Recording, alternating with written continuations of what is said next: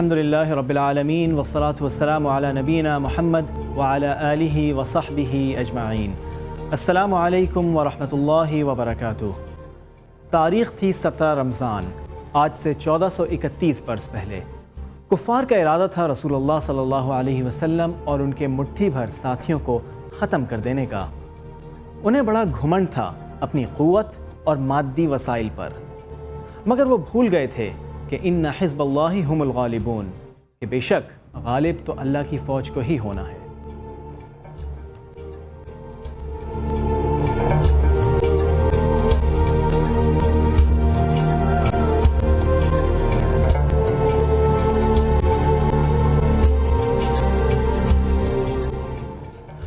گزشتہ روز ہم نے غزوہ بدر پر بات کا آغاز کیا تھا۔ ہم نے ان جو محرکات تھے ان پر بھی بات کی تھی، کس طرح سے مسلمانوں نے یہ جنگ لڑی، اس کے علاوہ اس کے نتائج کیا نکلے۔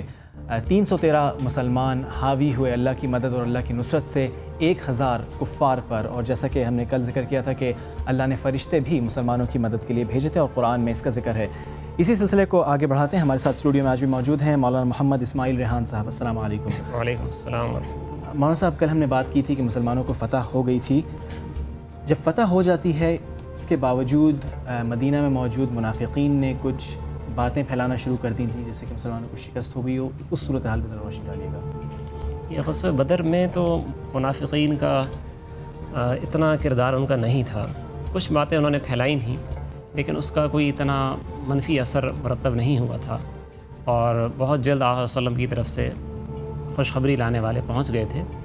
تو جو تھوڑا سا ان کو موقع ملا تھا منافقین کو، اس کی وجہ یہ تھی کہ بدر مدینہ سے تقریباً 70-80 کلومیٹر دور ہے، تو اس فاصلے کی وجہ سے کچھ انہیں موقع ملا، لیکن اگلے ہی دن آقا صلی اللہ علیہ وسلم کے خوشخبری لانے والے پہنچ گئے اور ان کی اس سازش کا سدباب ہو۔ اچھا، ہماری ظاہر کوشش ہے کہ ہم 1431 سال پہلے کے اس واقعے پہ جب نظر ڈالیں تو کچھ سبق بھی اس سے سیکھیں۔ جی۔ آج بھی ہم یہ دیکھتے ہیں کہ مسلمانوں کو بعض اوقات اگر کچھ فتوحات نصیب ہوتی ہیں، چھوٹی یا بڑی، تو بعض لوگوں کو تھوڑی سی جلن سی ہوتی ہے، وہ مختلف چیزوں پہ بات کرنے لگ جاتے ہیں۔ تو یہ نفاق کی نشانیوں میں سے ایک نشانی ہے۔ اس میں اب یہ دیکھا جائے گا کہ وہ آدمی کس نیت سے کر رہا ہے۔ اگر ایک آدمی بطور ہمدردی کے، پریشانی کے اس بات کا ایک حصہ بن گیا ہے، مثلا مجھے خبر ملتی ہے فلاں جگہ مسلمانوں کا یہ مسئلہ پیش آیا ہے، میں نے اس کی تحقیق نہیں کی اور ایک اظہار ہمدردی کے طور پہ اس بات کو آگے میں نے کر دیا، تو ظاہر بات یہ تو نفاق نہیں ہوگا۔ نہیں، لیکن ایک آدمی کو پتہ ہے کہ وہ مسئلہ اس طریقے سے نہیں ہے، اور وہ شرانگیزی کے طور پر اس بات کو آگے پھیلاتا ہے تاکہ مسلمانوں کے حوصلے پست ہوں، تو یقیناً نفاق کی نشانی ہے، اپنی قوم سے غداری کی علامت ہے۔ ٹھیک ہے۔ غزوہ بدر میں مسلمانوں نے بہت سے کفار کو قید بھی کیا، ان کو لے کر آئے تھے راستے میں، غالباً 2 کو رسول صلی اللہ علیہ وسلم نے حکم دیا کہ ان کو قتل کر دیا جائے۔ جی جی ٹھیک ہے۔ تو اس کے بعد پھر ایک ہم نے دیکھا کہ مسئلہ پیدا ہوا تھا۔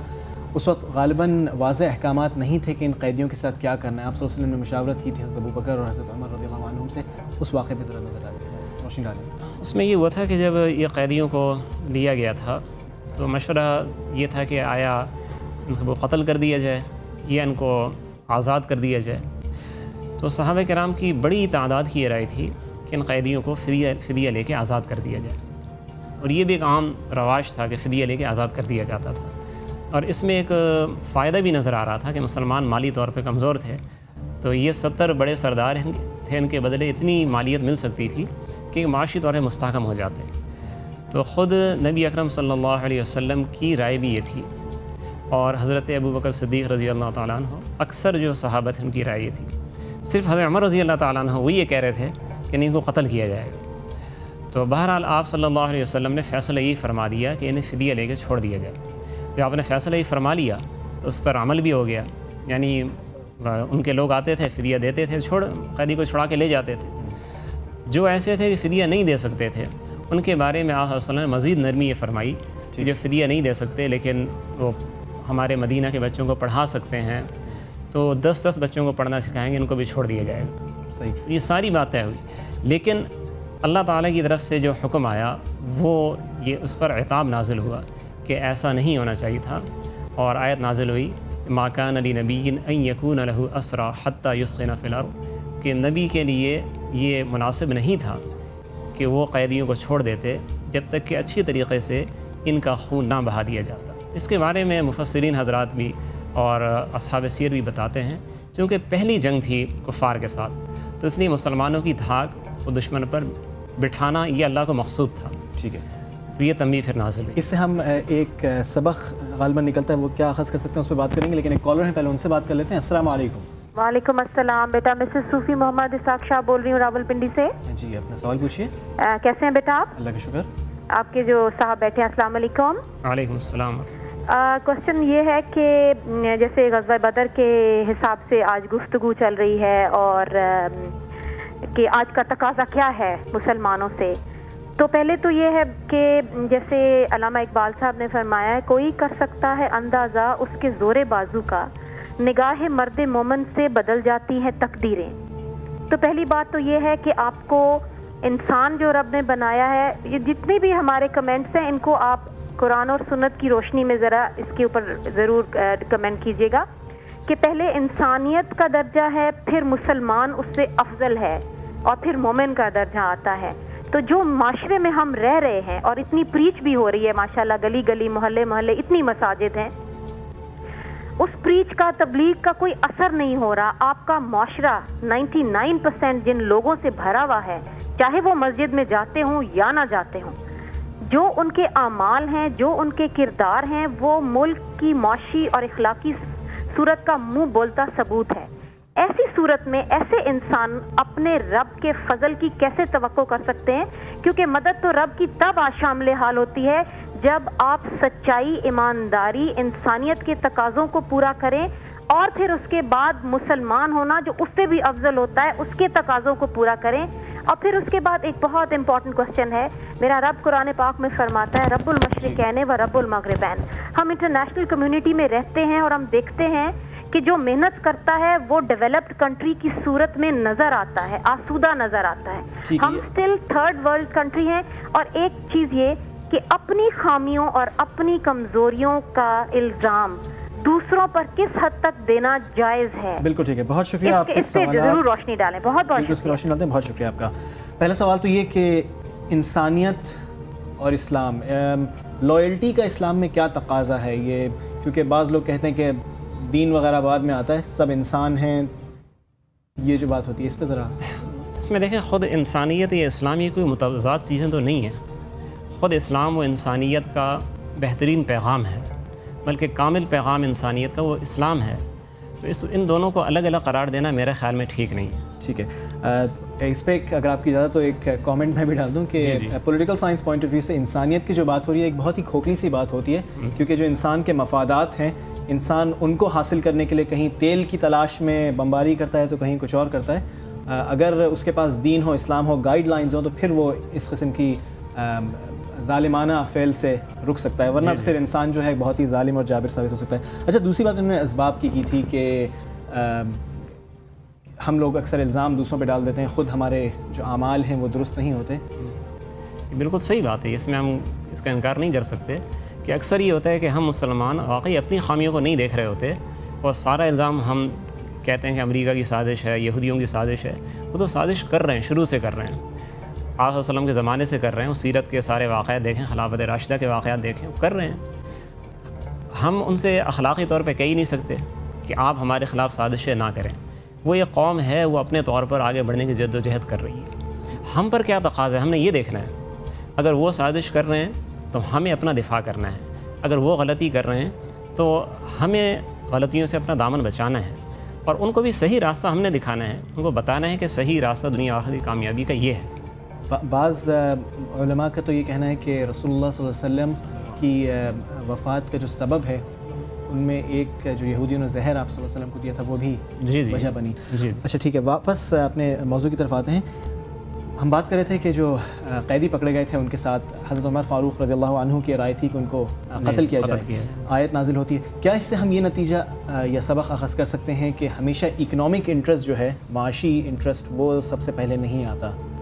ہاں بالکل، یہ خود قرآن مجید کا جس چیز پہ اعتام کیا گیا تھا، اعتام اس پہ نہیں تھا کہ آپ نے قیدیوں کو چھوڑ کیوں دیا، اس لیے کہ خود قرآن مجید کی دیگر نصوص سے اور احادیث سے یہ مسئلہ مستنبط ہوتا ہے کہ خود مسلمانوں کا امیر، امام، خلیفہ، اس کو یہ اختیار ہے کہ وہ چاہے تو قیدیوں کو بغیر معاوضہ لیے احسان کر کے چھوڑ دے، اما منم بعد ذالک و اما فدا، چاہے تو احسان کر کے چھوڑ دے، چاہے فدیہ لے کے چھوڑ دے، اور چاہے تو قتل کر دے، تینوں چیزوں کی گنجائش ہے۔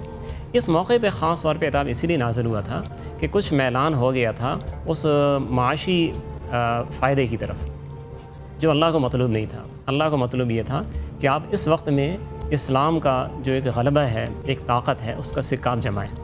ٹھیک ہے، یہ واقعہ ہو جاتا ہے، اس کے بعد بدر اور احد جو دوسری غزوہ ہوتی ہے اس کے درمیان کچھ گیپ آتا ہے، اس درمیان کچھ معاملات ہوتے ہیں، کچھ معاہدے بھی ہوتے ہیں۔ اس سے پہلے ایک الخدر کبھی کچھ واقعہ ہوتا ہے، ایک رسول صلی اللہ علیہ وسلم جہاں پہ ان کو اطلاع ملتی ہے کہ شاید کفار حملے کی تیاری کریں، آپ صلی اللہ علیہ وسلم وہاں جاتے ہیں لیکن لڑائی نہیں ہوتی۔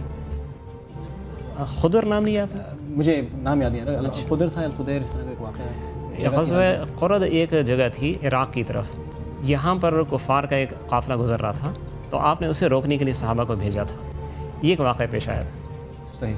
اس میں اصل یہ تھا کہ یہ جو جنگ بدر سے پہلے بھی اور جنگ بدر اور احد کے درمیان بھی یہ سلسلہ جاری رہا تھا کہ جو مسلمانوں کی سرحدی علاقوں سے گزرتے تھے ان پر بھی اٹیک ہوتا تھا، اور غزوہ بدر کے بعد تو کھلم کھلا یعنی ایک سمجھیں جنگی پوزیشن میں دونوں قومیں آ گئی تھیں، تو جس کو جہاں سے موقع ملتا تھا وہ اپنا وار کرتا تھا۔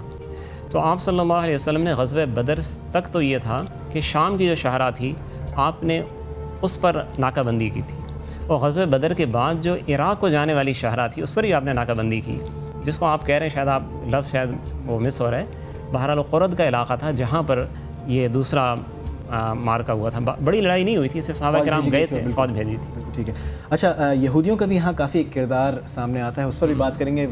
بریک کا وقت ہو جاتا ہے، بس میں آپ کو ایک شوشہ چھوڑ دیتا ہوں کہ وقفے کے بعد آ کے اس پہ بات کر لیں گے۔ کعب بن اشرف کا بھی غالباً یہاں پہ کافی کردار ایک ہوتا ہے سازش میں۔ یہ کعب بن اشرف کا جو واقعہ تھا یہ یعنی پس پردہ رہ کے یہ کام کرتے تھے، قریش وغیرہ کو یہ لوگ بھڑکاتے تھے اور آقا وسلم کے شان میں گستاخی بھی کرتے تھے، یعنی ایسی نظمیں یہ کہتا تھا، شاعر تھا تو ایسی نظمیں کہتا تھا کہ آقا وسلم کی توہین اس سے ہوتی تھی۔ اس طرح مسلمان عورتوں کے بارے میں ان کے نام لے لے کر بدتمیزی پر مبنی اشعار کہتا تھا۔ ٹھیک ہے، اس پر ہم بات کریں گے، ابھی جو بہت سے معاہدے ہوئے تھے ان پر بھی انشاءاللہ بات کریں گے، لیکن یہاں پر لیں گے ایک مختصر سا وقفہ۔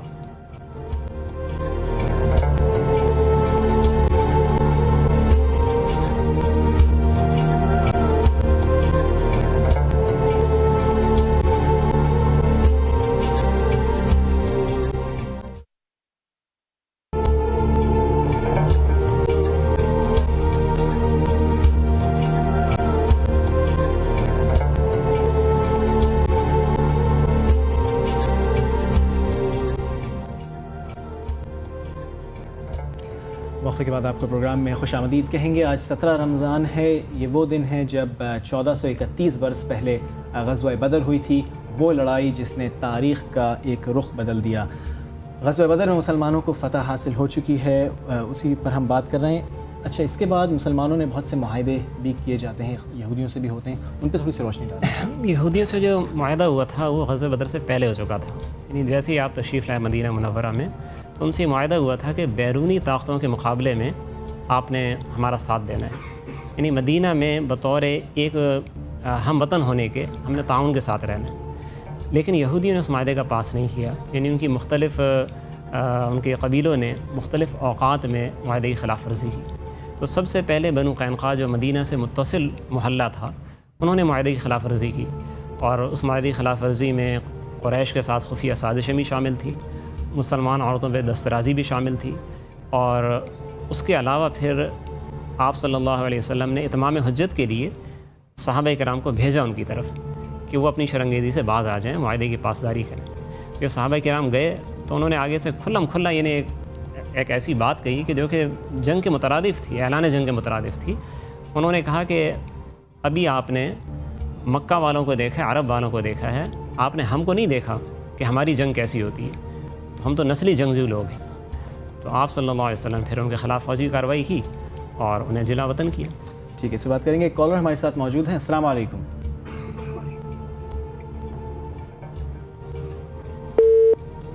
رابطہ منقطع ہو گیا، ٹھیک ہے، بات کو آگے بڑھاتے ہیں مزید۔ اس کے علاوہ پھر جیسے آپ نے کعب بن اشرف کا ذکر کیا تھا، تو یہ کافی ان کی آبادیاں تھیں، مختلف آبادیاں تھیں مدینہ کے آس پاس۔ کعب بن اشرف کا باقاعدہ اپنا قلعہ تھا، اس کا بڑا تاجر سرمایہ دار آدمی تھا، اور مدینہ کے معاشرے پر یعنی تجارتی لحاظ سے کافی اس کا اثر تھا۔ تو جیسے میں نے بتایا کہ وہ آج کی شان میں گستاخیاں بھی کرتا تھا، مسلمان عورتوں کے بارے میں بدتمیزی کے اشعار کہتا تھا۔ تو جب اس کا شر حد سے بڑھ گیا تو آپ صلی اللہ علیہ وسلم نے یہاں بجائے اس کے کہ ایک بڑی جنگ مول لینے کے، آپ نے یہ کیا کہ کچھ صحابہ کو آپ نے بھیجا کہ جنہوں نے جا کے کمانڈو ایکشن انہوں نے کیا اور اس کا فتنہ ختم کر دیا، اس کی سرکوبی کر دی۔ ٹھیک ہے، تو ضروری نہیں ہے وہ جو ایک معذرت خواہانہ رویہ ہم دیکھتے ہیں کہ صرف جب آپ کے خلاف دشمن تلوار لے کے میدان میں اترے تبھی آپ لڑیں، یہ کریں وہ کریں، کمانڈو ایکشن اور یہ سب چیزیں دیکھیں بس میں ہمیں کسی معذرت کی ضرورت ہے ہی نہیں نا۔ ہم دیکھتے ہیں ایک دنیا میں کوئی بھی ریاست ہو، کوئی بھی ریاست اپنے تحفظات کے لیے سارے کاموں کرتی ہے، اس کا اپنا محکمہ خبر رسانی بھی ہوتا ہے، خفیہ ایجنسیاں بھی ہوتی ہیں، فوج بھی ہوتی ہے۔ تو کیا اسلام کو اتنا محروم سمجھ لیا جائے کہ ایک اسلامی ریاست قائم ہو تو کچھ بھی نہ کرے؟ ہم یہ دیکھیں گے آپ نے جو کام کیا ہے اس کے پیچھے حکمت ہے، اس کے پیچھے انسانوں کی بھلائی کا جذبہ ہے اور اللہ کی مخلوق کی خیرخواہی، یہ ہر جگہ نظر آئے گی۔ انسان کی بھلائی اس طرح کی جیسا کہ اللہ کو مقصود ہے، جیسے اللہ کو مقصود ہے، جیسے دنیا و آخرت میں کامیاب ہے، صرف دنیا میں نہیں۔ یہاں سے پھر غزوہ احد کی طرف کس طرح سے معاملہ گیا؟ جب یہ غزوہ بدر کی شکست ہوئی تو اس وقت تک کفار میں بہرحال جوش بہت تھا۔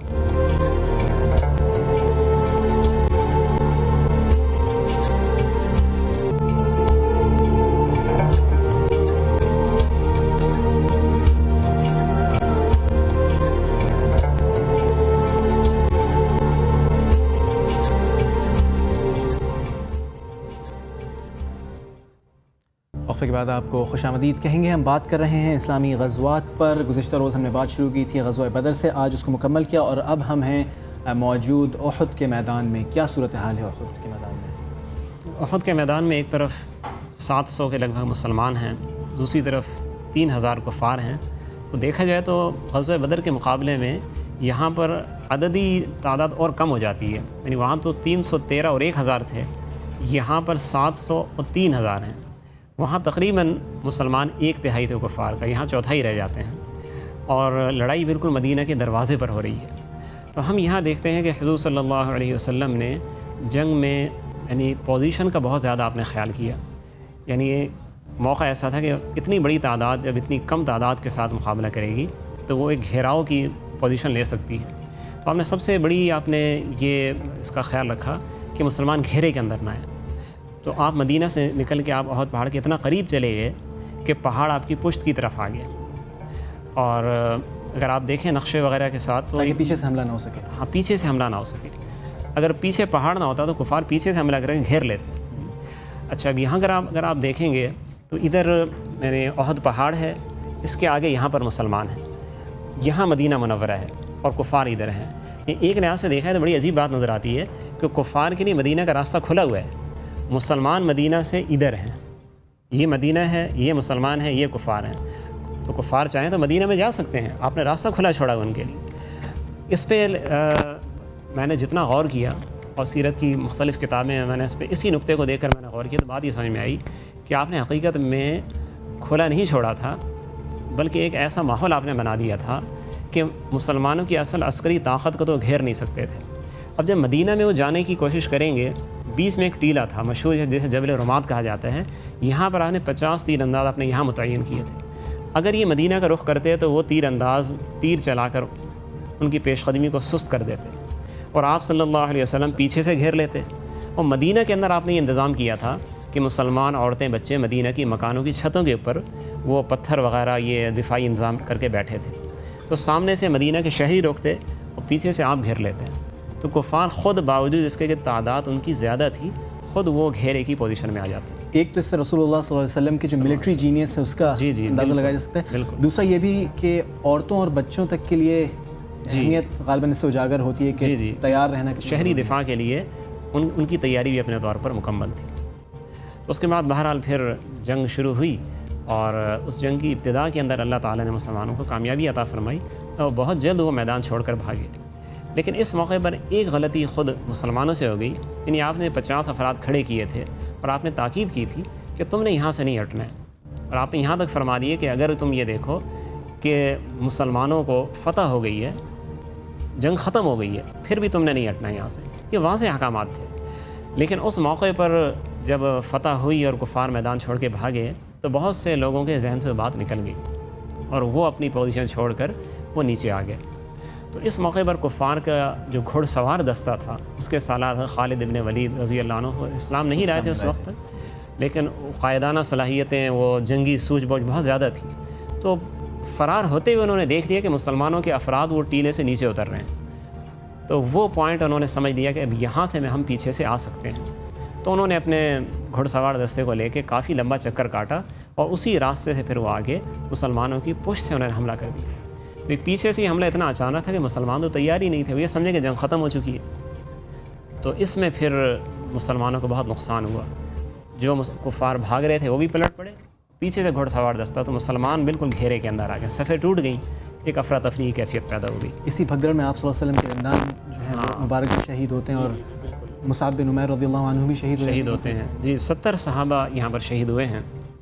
اور آپ صلی اللہ علیہ وسلم کو کچھ صحابہ نے اپنے گھیرے میں لے لیا اور آپ کو گھیرے میں لے کر آپ کو پہاڑ کی طرف لے کے چلے ہیں تاکہ وہاں پر کوئی مورچہ بندی وغیرہ کریں. اس میں ایک عجیب بات یہ ہے کہ آپ صلی اللہ علیہ وسلم نے جنگ کے اندر مغفر پہنا تھا، جنگی ٹوپی. تو اس ٹوپی میں سے آپ کا چہرہ نظر نہیں آتا تھا، خود ایسا سے آپ کی آنکھیں نظر آ رہی تھیں. تو صحابہ کرام تو ان آنکھوں کی چمک کو پہچانتے تھے. ٹھیک ہے. کفار میں سے بہت سے لوگ نہیں پہچانتے، وہ اندازے سے حملہ کر رہے تھے کہ آپ وسلم یہاں پر ہوں گے.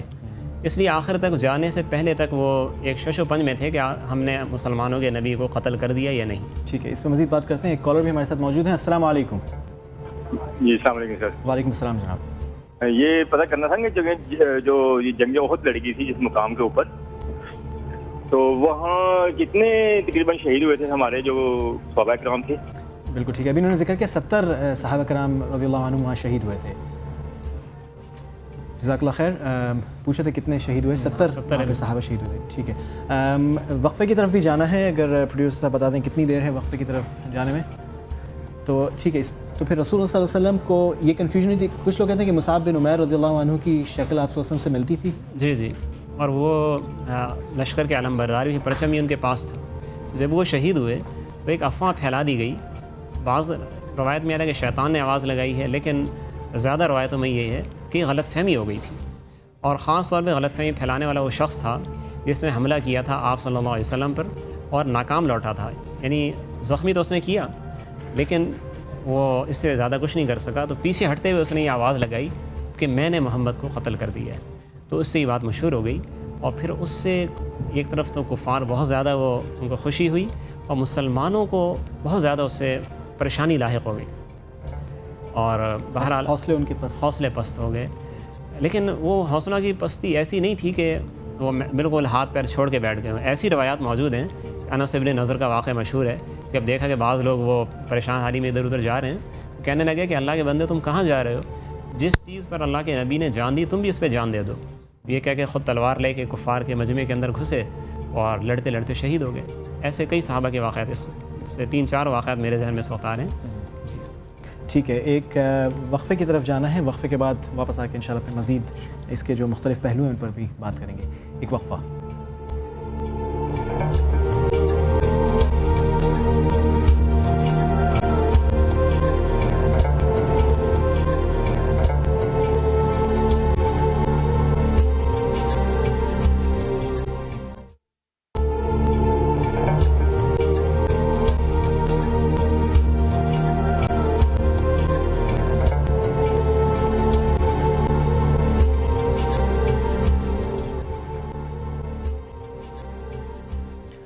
وقفے کے بعد آپ کو خوش آمدید کہیں گے. اس موضوع پر بات کو مزید آگے بڑھاتے ہیں. ایک سوال جو مولانا صاحب اکثر اٹھایا جاتا ہے وہ یہ کہ اس دور میں مسلمانوں کی تعداد اتنی زیادہ نہیں تھی لیکن ان کا انٹیلیجنس نیٹ ورک کافی غالباً اسٹرانگ تھا. تو کس طرح سے وہ کام کرتا تھا؟ اس میں یہ تھا کہ آپ صلی اللہ علیہ وسلم نے صحابہ کرام کے مختلف آپ نے ان کی ٹولیاں تھیں جو بعض خاص سے خبر رسانی کے لیے جاتی تھیں. جو سرایہ کا لفظ عام طور پہ استعمال ہوتا ہے تو بہت سے سرائے ایسے تھے جو کہ صرف خبر رسانی کے لیے خبر لینے کے لیے جایا کرتے تھے. اس کے علاوہ خود دشمنوں کے اندر ایسے لوگ ہوتے تھے جو کہ آپ کو خبریں دیتے تھے. مثلا مکہ کے اندر کچھ لوگ ایسے تھے کہ جو اسلام قبول کر چکے تھے، اپنے اسلام کو چھپائے ہوئے تھے، کسی وجہ سے ہجرت نہیں کر سکے تھے. تو بعض اوقات وہ آپ کو خبریں دیتے تھے. بعض خبریں ایسی ہوتی تھیں کہ آپ صلی اللہ علیہ وسلم کو وحی کے ذریعے معلوم ہو جاتی تھی. لیکن یعنی آپ صلی اللہ علیہ وسلم تو چونکہ قیامت تک کے لیے قائد ہیں ایک نمونہ ہیں, تو اللہ چاہتے تو ہر خبر آپ کو وحی کے ذریعے آپ کو دے دیتے, لیکن وہ نظام آپ نے بنا کے دکھایا. تو وہ مخبروں کے ذریعے, جاسوسوں کے ذریعے خبریں آپ صلی اللہ علیہ وسلم لیا کرتے تھے. ٹھیک ہے, اس میں یہاں پہ کوئی سوال یہ کر سکتا ہے کہ قرآن میں ذکر آتا ہے کہ ولا تجسسوا, تجسس اور جاسوسی مت کرو, لیکن وہ غالباً مسلمانوں کے اس سے مراد یہ کہ ایک دوسرے کی ٹوہ لینا, ایک دوسرے کی غیبت اور بدگوئی کے لیے ایک دوسرے کی باتیں سننا کان لگا کے, وہ منع ہے. یہ تو ایک ضرورت ہے مسلمانوں کے دفاع کے لیے. جب تک صحیح اطلاع نہیں ہوگی تو ہم صحیح کارروائی کیسے کریں گے؟ ٹھیک ہے. اچھا, احد میں مسلمان بظاہر کامیاب ہو گئے تھے, لیکن پھر ہم دیکھتے ہیں کہ اچانک جنگ کا رخ پلٹ جاتا ہے. جی آپ صلی اللہ علیہ وسلم بھی اس میں زخمی ہوتے ہیں, بہت سے صحابہ بھی 70 صحابہ رضی اللہ عنہم شہید ہوتے ہیں. کہاں غلطی تھی ہماری, کیا نتیجہ ہم اس سے اخذ کر سکتے ہیں, کیا اس میں بنیادی جو غلطی وہی ہوئی ہے کہ آپ صلی اللہ علیہ وسلم نے ایک چیز کا حکم دیا ہے, تاکید کی ہے. صحابہ کرام نے وہاں پر ان میں کافی لوگ تھے جن سے لغزش ہو گئی اور اس حکم پہ انہوں نے عمل نہیں کیا. اگرچہ ان کا اپنا جو ارادہ تھا وہ نافرمانی کا نہیں تھا, بلکہ نادانی ہو گئی تھی. وہ یہ سمجھے کہ آپ کا حکم وہ جنگ کے دوران تھا, جنگ ختم ہو چکی ہے. لیکن بہرحال اس کا اثر یہ ظاہر ہوا کہ جیتی ہوئی بازی وہ ہاتھ سے نکل گئی. تو یہ ایک چیز ہے, اس کو ہم زندگی کے باقی معاملات پہ ہم فٹ کریں تو ہر جگہ نتیجہ یہی ہے, یہی نکلتا ہے. جس طرح 2 2 4 ہوتے ہیں, یہی نتیجہ ہوتا ہے کہ جہاں ہم حضور صلی اللہ علیہ وسلم کی بات پر اپنی عقل کو ترجیح دیں گے تو وہاں ہمیں دین و دنیا دونوں میں نقصان ہے. ٹھیک ہے. کچھ جو کرٹکس ہیں وہ ایک سوال یہاں پہ اٹھاتے ہیں کہ رسول اللہ صلی اللہ علیہ وسلم تو جو ہے محسن انسانیت تھے, بلکہ ہیں وائرس سینس میں, لیکن رسول صلی اللہ علیہ وسلم نے بھی جنگیں بھی کی, سر بھی لوگوں کے قلم کیے, حکم بھی دیا لوگوں قتل کرنے کا. تو وہ اپنی تھوڑی سی محدود ذہنیت میں رہتے ہوئے یہ سوال اٹھاتے ہیں کہ کیا یہ تضاد نہیں ہے؟ اس کا بھی ذرا ایک جواب دے دیں. یہ بالکل ایسا ہے کہ جیسے ایک شخص بیمار ہے, اس کا کوئی عضو وہ کینسر زدہ ہو جاتا ہے, تو لازمی بات ہے وہاں آپریشن کرنا پڑتا ہے, اس سے وہ کاٹنا پڑتا ہے. تو معاشرے کا ایک حصہ جب وہ متعفن ہو جائے, جب وہ سڑ جائے, خراب ہو جائے, اس کی وجہ سے باقی معاشرہ خراب ہونا ہو, تو وہاں پر پھر یہ کارروائی کرنا لازمی ہوتی ہے. تو آپ صلی اللہ علیہ وسلم نے جہاد کیا ہے, قتل کیا ہے, جنگیں لڑی ہیں, تو اس کا اصل مقصد یہ ہے کہ جو فساد ہے فساد کو دور کیا جائے. جو فساد پھیلانے والے ہیں اللہ کی زمین کو ان سے پاک کیا جائے. ٹھیک ہے, یہ بالکل ایک مثبت چیز ہے. منفی جو شخص سوچ رہا ہے تو اپنی سوچ کی غلطی ہے. اچھا, تھوڑا ہم پیچھے جاتے ہیں واپس تاریخ میں. رسول صلی اللہ علیہ وسلم جب مکہ میں ہوتے ہیں تو وہ مصعب بن عمیر رضی اللہ عنہ کو مدینہ بھیجتے ہیں تبلیغ کے غرض سے. میرے خیال سے 70-72 لوگ اسلام قبول کرتے ہیں. جی. غزوہ بدر کے بعد جب مسلمانوں کو فتح ہو جاتی ہے اور آپ صلی اللہ علیہ وسلم مدینہ لوٹتے ہیں تو بہت سارے لوگ اس وقت اسلام میں داخل ہوتے ہیں. تقریباً کتنے لوگ پھر داخل ہوں گے اسلام میں؟ غزوہ بدر کے بعد اسلام لانے والے کی تعداد بڑھی ہے, ایسا کوئی بڑا واقعہ سامنے نہیں ہے. لوگ اسلام قبول کر چکے تھے زیادہ تر غزوہ بدر سے پہلے ہی مدینہ منورہ کے اندر. تو اس میں میرے خیال میں کوئی ایسی بات نہیں ہوئی. ان غزوات میں فتح سے کیا جو اسلام کے پھیلنے کا سلسلہ ہے اس میں کوئی تیزی آئی یا لوگوں کا قبول کرنے میں؟ دیکھیں, اس میں یہ ہے کہ جو مدینہ منورہ کے اندر جو لوگ تھے وہ تو پہلے اسلام قبول کر چکے تھے. ہاں, مدینہ کے باہر جیسے آپ نے دعوت بھی آپ نے دی ہے, آپ نے جہاد بھی کی ہے, تو جہاں جہاں مسلمان گئے تو وہاں پر فساد دور ہوا اور کفار کی ایک جو ریاستی طاقت ہے, بالادستی ہے, جس کی بنا پر وہ اسلام کو روکے ہوئے تھے, وہ ختم ہوئی. تو عام لوگوں کو اسلام کا پیغام پہنچا, مسلمانوں کے اخلاق دیکھے, کردار دیکھا, اسلامی قانون کی برکات دیکھی, تو جوق انہوں نے اسلام قبول کیا. اچھا, بعض ہسٹورینز یہ کہتے ہیں کہ رسول صلی اللہ علیہ وسلم نے جب مدینہ میں اسلامی ریاست کا قیام کیا تو اس وقت اکثریت اسلام نہیں لائی تھی. وہ کہتے ہیں کہ تقریباً کم از کم 20,000 اس وقت مدینہ کی آبادی ہوگی, مدینہ اور اس کے گرد و نواح کی. لیکن بدر جو 1 سال بعد ہوئی اور ہر مرد کے لیے فرض تھا اس میں حصہ لینا جو قابلیت رکھتا تھا, صرف 313 اکٹھے ہوتے ہیں. کیا یہ درست ہے؟ یہ اصل میں یہ سمجھتا کہ اندازے کی غلطی ہو رہی ہے. مدینہ کی آبادی کا جو یہ 20,000 کہنا ہے, اس سے تخمینہ ہے. تو میرا خیال ہے ٹھیک ہو سکتا ہے. میں نہ اس کی نفی کرتا ہوں نہ اس کا اثبات کرتا ہوں. چلیں مان لیں 20,000 آبادی ہوگی.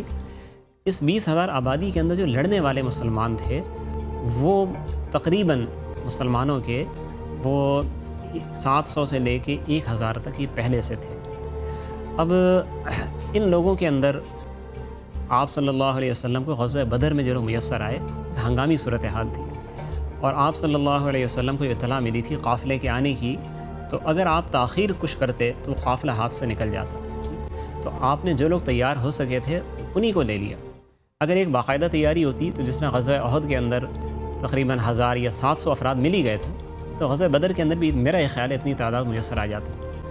لیکن مدینہ کی اکثریت اس وقت اسلام لا چکی تھی غزوہ بدر کے موقع پر میرے خیال میں اس کی نفی میں کوئی روایت نہیں ملتی ہے، بلکہ مدینہ کی اکثریت تو جب آقا صلی اللہ علیہ وسلم تشریف نہیں لائے تھے، پیغام پہنچا تھا، آقا صلی اللہ علیہ وسلم کے صحابہ مہاجرین گئے تھے، مصعب بن عمیر رضی اللہ تعالیٰ عنہ کا نام خاص طور پر قابل ذکر ہے، تو ان کے وہاں جا کر تبلیغ کرنے سے تقریباً ہر گھر کے اندر لوگوں نے اسلام قبول کیا تھا۔ ٹھیک ہے، غزوات تو بہت ساری تھیں، آپ صلی اللہ علیہ وسلم نے شرکت کی، بذات خود ہمیشہ سے فرنٹ لائنز پہ بھی رہے، آج کل کے لوگوں کی طرح پیچھے بیٹھ کے احکامات جاری نہیں کیے۔ وقت کم ہے، ظاہر ہم سب پر بات نہیں کر سکتے، لیکن اگر ہم ایک کی اس میں سے یہ بات نکالنا چاہیں کہ ان غزوات سے اسلام کو کیا فائدہ ہوا؟ میں یہ سمجھتا ہوں کہ اسلام کا پیغام آگے بڑھنا، اسلامی ایک ریاست کا وجود اور اس کا استحکام، اس کا دفاع، وہ ان غزوات کے بغیر ممکن ہی نہیں تھا۔